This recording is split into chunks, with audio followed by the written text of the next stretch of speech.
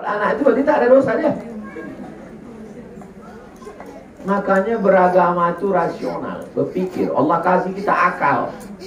Kurang akal minum ayaka. Tidak ada utak makan utak. Kalau demikian bagaimana yang alim ustazah yang sulit dapat anak? Nabi Ibrahim 86 tahun baru dapat anak. Berdosa rupanya Nabi Ibrahim.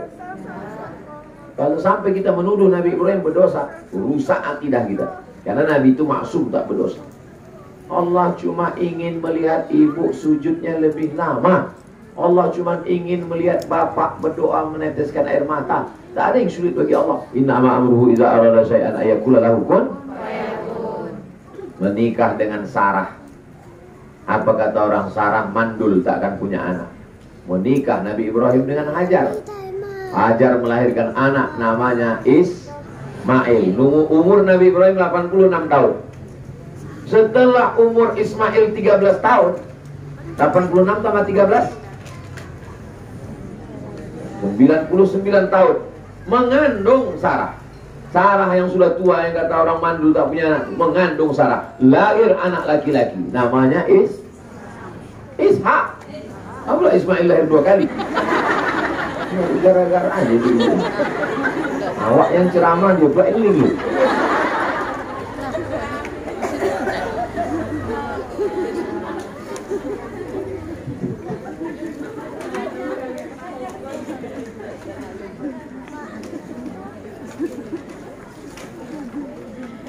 Tak ada yang sulit bagi Allah. Innama amruhu idza arada syai'an ayyaqula lahu kun fayakun.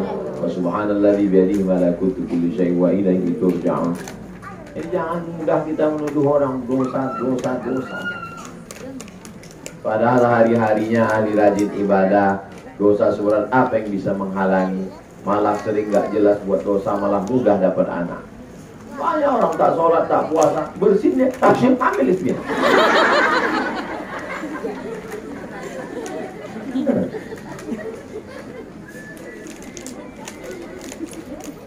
Tetap ada usaha dan ikhtiar. Kata orang, kau berkusuk di sana pijat dapat pahala. Kau ikut di sana akupunktur dicucuk pakai jarum dapat pahala. Kau minta doa orang soleh sana dapat pahala. Karena ikhtiar dalam amal soleh itu juga termasuk ibadah. Bagaimana hukum imam sesama perempuan? Perempuan, imam, makmumnya juga perempuan. Apakah dia mengeraskan suara? Ya. Sholat tarawih, ibu-ibu semua. Bismillahirrahmanirrahim. Tak ada laki-laki. Tidak boleh laki-laki mendengar suara perempuan dalam sholat. Kebetulan ibu buat buka bersama.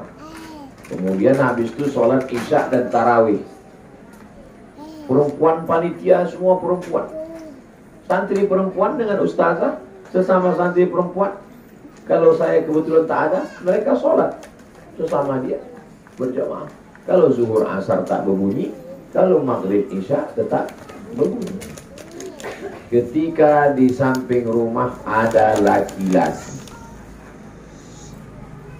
panggil dia suruh jadi imam. Kalau laki-laki, iya, ini kalau jadi imam. Kata dia, aku tak bisa jadi imam. Maka sesama perempuan lah jadi imam. Kalau tak ada laki-laki yang bisa jadi imam. Kalau bisa jadi imam, dia maju jadi imam. Jelas? Dalam sholat berjamaah, apakah makmum wajib membaca Al-Fatihah?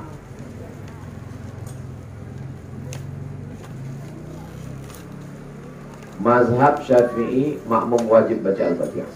Dalilnya, la sholata, tidak sah sholat liman lam yaqra' bi Fatihatil kitab. Kalau tak baca Al-Fatihah tak sah sholat. Mazhab apa itu?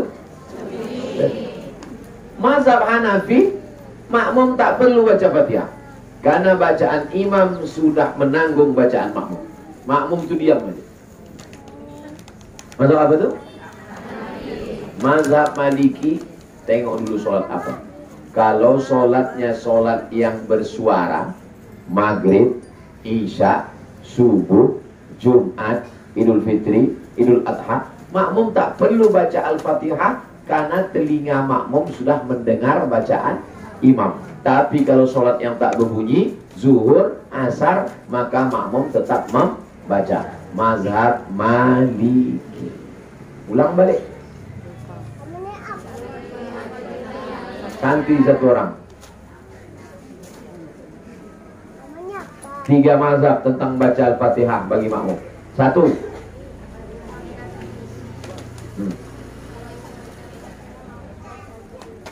Makmum wajib membaca Al-Fatihah. Mazhab kedua,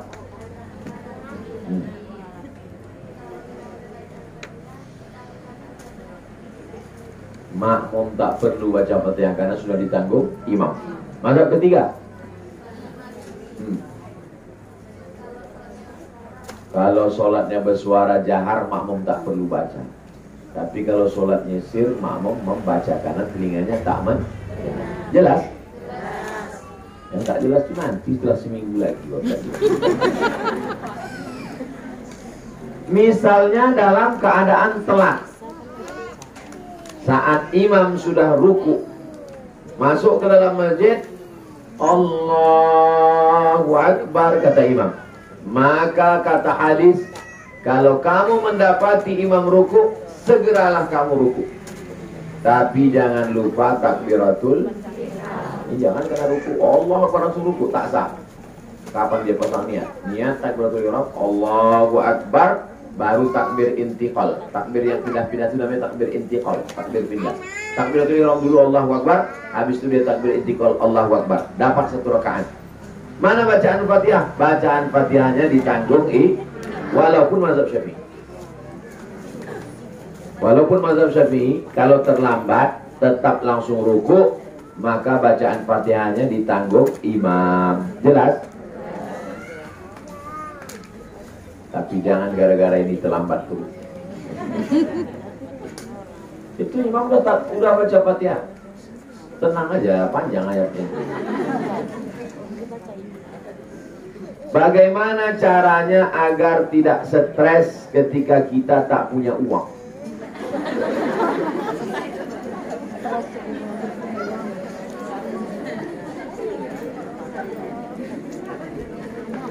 Yang pertama, apakah duit banyak itu cukup?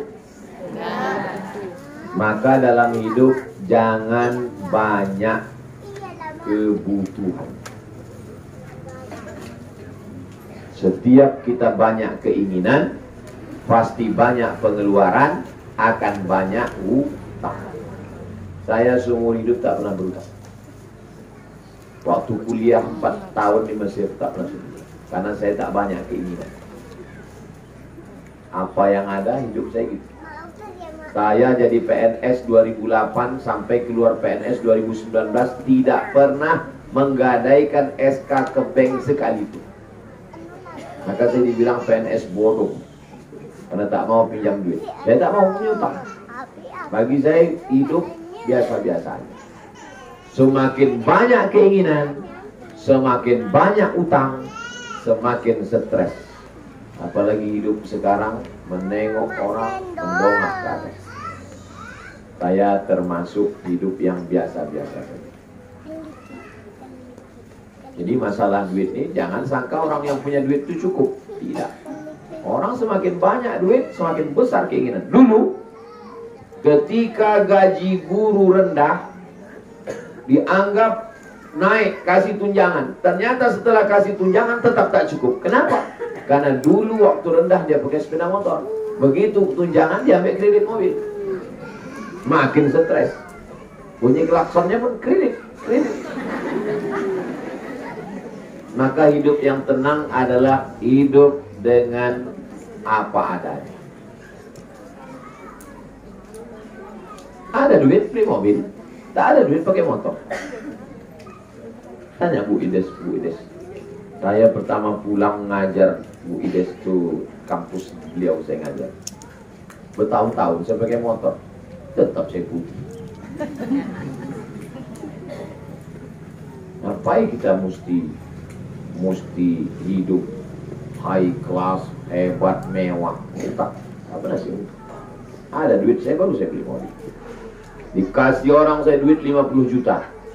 Ustadz, ini kami kumpulkan 50 juta, Ustadz ambil. Tak mau. Ambil lah Ustadz, kami ikhlas. Tak mau saya ambil. Untuk Ustadz belikan ke mobil. Tidak. Kenapa? Karena saya tak mau kalau saya ambil, habis itu saya dijengkali orang. Kalau diundangnya saya tak datang. Ustadz dulu kan udah kami kasih duit. Orang tak bisa ngukur saya. Aku tak mau ambil. Datang orang ngasih Kijang Innova ke saya. Saksinya masih hidup kan? Tidak sih. Aku tak mau. Aku tak mau ikut hidupku diukur orang.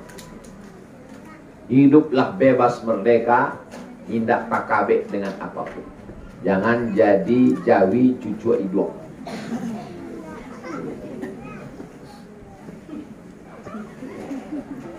Kalau Tuan pergi ke Kediri, jangan lupa membeli kubis. Kalau anak-anak sudah berdiri, tanda waktu sudah mau habis. Betul kan?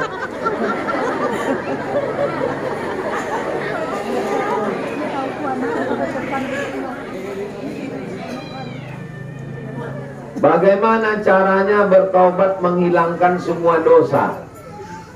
Caranya pertama mandi taubat. Aku berniat mandi taubat lillahi ta'ala. Basah dari ujung rambut ke ujung kaki. Habis itu sholat sunat taubat. Usalli sunnatat taubat raka'ataini lillahi ta'ala.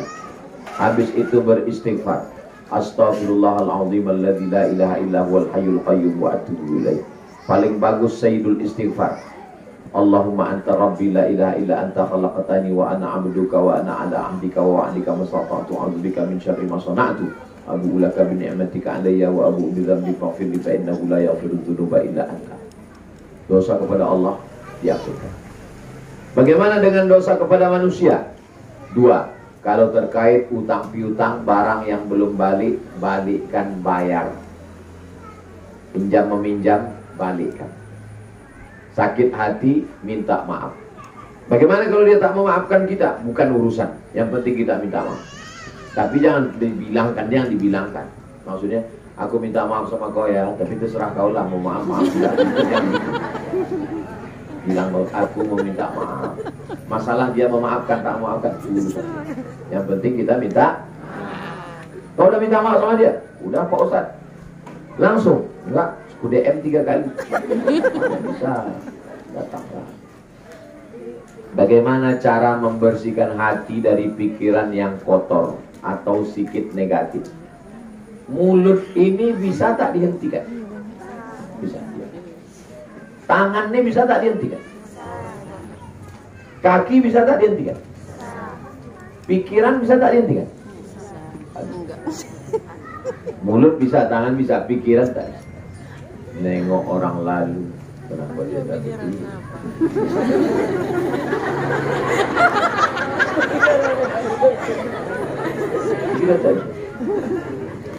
Bagaimana cara menghentikan pikiran? Karena yang membuat kita letih ini adalah, makanya ada namanya rumah tempat meditasi. Tertulis di depan itu, how you can stop your mind. How, bagaimana? You, kamu, can, bisa, stop, menghentikan your mind, pikiran. How you can stop your mind. Bagaimana kau bisa menghentikan pikiran? Bagaimana cara orang meditasi menghentikan pikiran? Pejamkan mata, amati nafas Anda, tarik dalam, hembuskan, tarik, hembuskan. Begitu cara mereka meditasi. Dalam Islam tidak. Bagaimana cara menghentikan pikiran? Berzikir.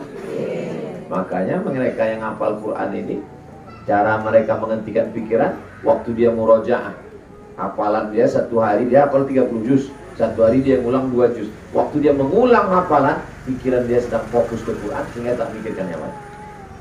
Bismillahirrahmanirrahim. Innallaha ya'murukum an tu'addul amanati ila ahliha wa idza hakamtum bainan nasi an tahkumu bil 'adli. Mudah-mudahan anak-anak ibu penghafal Quran sehingga pikirannya sibuk menghafal Quran, tak sibuk memikirkan yang lain. Itu nggak orang-orang hafal Quran itu sehat pikirannya, karena dia tak mikirkan yang lain. Kalau tidak, sakit pikiran kita. Nengok, apalagi rumah rapat-rapat. Nengok tetangga rumah baru. Nengok tetangga mobil baru. Nengok tetangga bini baru.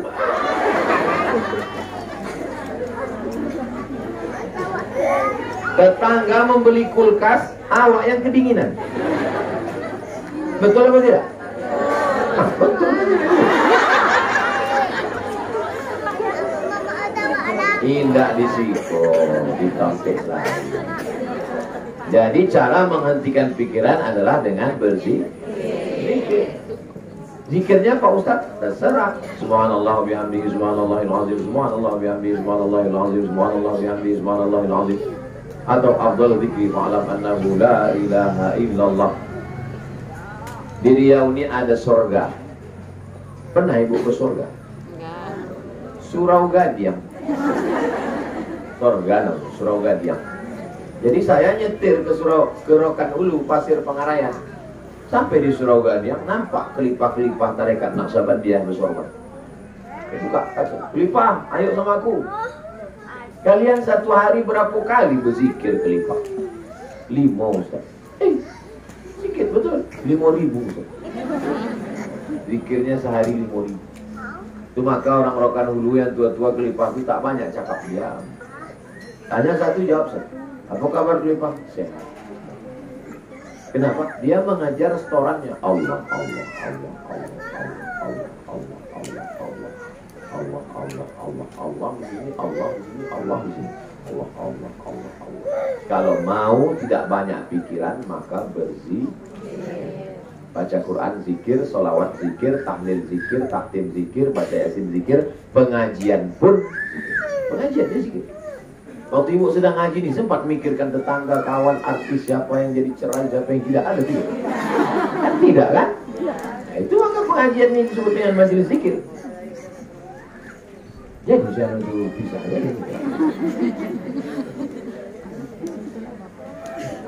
Semenjak udah jam 6, cepat betul waktu ini. Semenjak ibu saya meninggal, keluarga dari ayah saya dekat semua.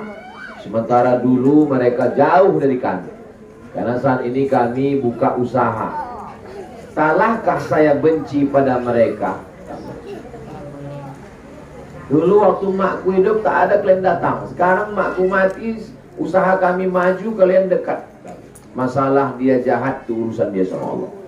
Jangan gara-gara orang jahat kita jadi jahat. Lalu apa beda kita sama dia? Dia jahat, urusan dia sama Allah. Kita tetap buat baik. Tapi dia Pak Ustaz sama mak kami begitu. Itu urusan dia sama Allah. Jadi pahala untuk mak kalian. Tetap buat baik sama dia. Dilemparnya mak kami pakai batu Pak Ustaz, lempar dia pakai bunga. Kasih dia bunga, belikan dia bunga. Bunga yang kaca dari pasar bawah. Dan bongkak kepala. Apa benar menyapu malam hari itu menolak rezeki Pak Ustaz? Tak boleh menjahit malam. Tak boleh menyapu malam. Tak boleh. Saya lama merenung, kenapa orang dulu melarang menjahit malam? Sekarang baru saya paham. Waktu itu belum ada listrik, takut tercucu. Kenapa tak boleh menyapu malam? Tak nampak sampahnya, mana yang mudah, mana yang sulit. Jadi orang dulu tuh rasional. Jangan salahkan orang dulu. Itu salah, nenek moyang kita bodoh. Pintar anak nenek moyang kita, cuma kita tak menangkap. Nah jadi sekarang setelah terang benderang, nyapulah. Tak apa-apa. Apalagi dia pakai vakum cleaner. Habis semua waktu bersihkan kamar disedot pakai vakum cleaner. Lakinya pun hilang. Mana lakinya? Udah masuk. Bagaimana menggunakan pakaian sementara dipakai lap? Itu juga katanya menolak rezeki. Saya kurang setuju kalau baju singlet kain dijadikan lap di dapur. Bagusnya tak usah, sedekahkan, bagikan ke panti kemana. Jangan dijadikan lap karena kurang baik, negatif, tak elok. Kalau kain, tak apa-apa, kain panjang dijadikan alat ngepel, tak apa. Bayangkan, maaf, na'udzubillah, kolor laki dibuat gelap. Ini mau wirid Yasin, Datang orang itu ke dapur. Bu, biar saya bawa tehnya. Tengok, gemelap ke guys. Iya, sebentar ya. Sebentar.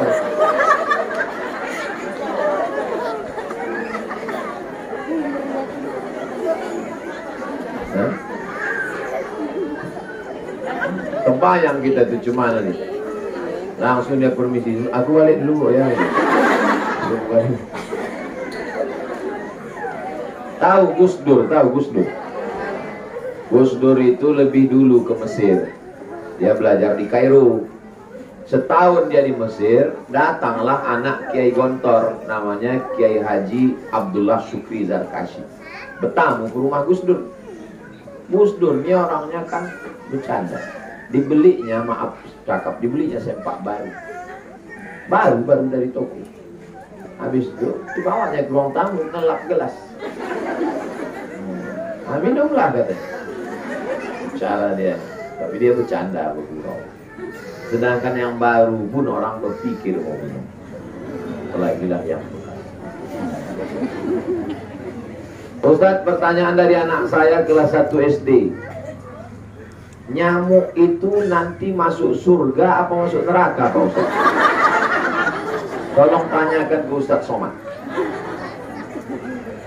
Jadi semua binatang, anak-anak kelas 1 SD yang bertanya ke nyamuk, karena dia ini kan selalu digigit nyamuk. Jadi dia mau Allah itu adil atau tidak, memasukkan nyamuk dia ini ke neraka. Jadi anak kelas 1 SD yang ini kawan kalian bertanya tentang nyamuk. Semua binatang ini nanti dibangkitkan di padang mahsyar.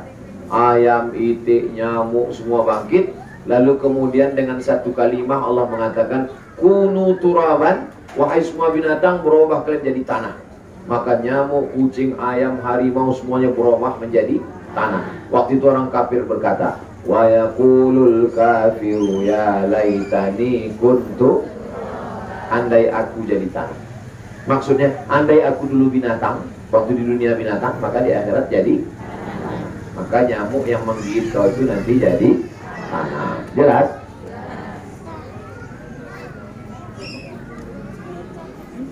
Bagaimana hukum kita sebagai perangkat desa RT RW mendapat atau diberi uang dari orang yang telah dibantu seperti menyelesaikan surat tanah, namanya gratifikasi. Kira-kira kalau kita tidak jadi pejabat, apa mungkin dia mengasih duit? Itu kan karena jabatan kan? Makanya sekarang kalau ada pejabat anaknya nikah, itu kado-kado itu diperiksa oleh KPK. Kalau di atas kelayakan, nikah kado 1 miliar, apa mau masuk akal? Di luar nurul itu. Tidak sah. Nah, maka dianggap sebagai temuan, diambil KPK. Kertas terakhir. Saat ini saya merasa futur. Futur itu artinya kehilangan semangat. Futur. Padahal sedang mengandung. Udah sekali sekarang ninggalin sholat. Saya takut nanti anak dalam kandungan jadi ikutan malas sholat. Mohon pencerahannya Pak Ustaz. Istrinya futur, kurang semangat, suaminya mesti semangat. Jadi kalau selama ini nyuruh istrinya sholat ya, nah maka kalau istrinya hamil malas, dia tidak ngomong sholat ya, ditariknya tangan istrinya sholat. Kalau selama ini membangunkannya, bangun, nah sekarang membangunkannya, percikan. Tak juga mempan. Suaminya mesti ada. Nanti kalau suaminya yang futur, istrinya pula yang bersemangat. Itu namanya sunnah tadafu'iyah, saling tolong menolong. Wa ta'awanu 'alal birri wat taqwa wa la ta'awanu 'alal itsmi wal 'udwan. Ala hadhihi niyyah, untuk niat yang baik-baik semuanya. Al-Fatihah.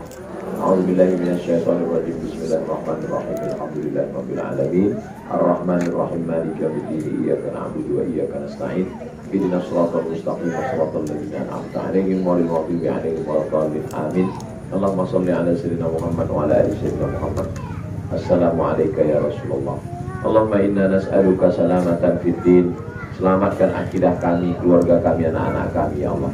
Wa'afiatan fil jasad, sehatkan badan kami. Wa ziyadatan fil ilmi, tambahkan ilmu kami. Wa barakatan fil rizqi, berkahi rezeki kami. Wa taubatan qablal maut, beri kami taubat sebelum mati. Wa rahmatan indal maut, berikan kami rahmat ketika mati. Wa maghfiratan ba'dal maut, berikan kami ampunan sesudah mati. Allahumma hawwin alaina fi sakaratil maut, ringankan kami waktu sakaratil maut. Wa najata minan nar, selamatkan dari api neraka. Wal afwa indal hisab, maafkan ketika amal kami dihisab. Rabbana hab lana minas shalihin, jadikan anak kami anak-anak yang soleh dan solihah. Allahumma ja'al talibatina min hafizatil Quran, jadikan anak-anak santri kami menjadi para penghafal Quran. Wafiqhum lima tuhibbuhu wa tardah, tanamkan taufik dan ridhamu dalam hati mereka ya Allah. Allahumma khtim lana bi husnil khatimah wa la taqtim alaina bi su'il khatimah. Rabbana atina fid dunya hasanah wa fil akhirati hasanah wa qina adzabannar. Sallallahu ala sayyidina Muhammad wa ala alihi washabbihi wasallam walhamdulillahi rabbil alamin. Taqabbalallahu minkum minna wa minkum taqabbal ya karim. Terima kasih segala perhatian. Mohon maaf segala kesilapan. Wassalamualaikum warahmatullahi wabarakatuh.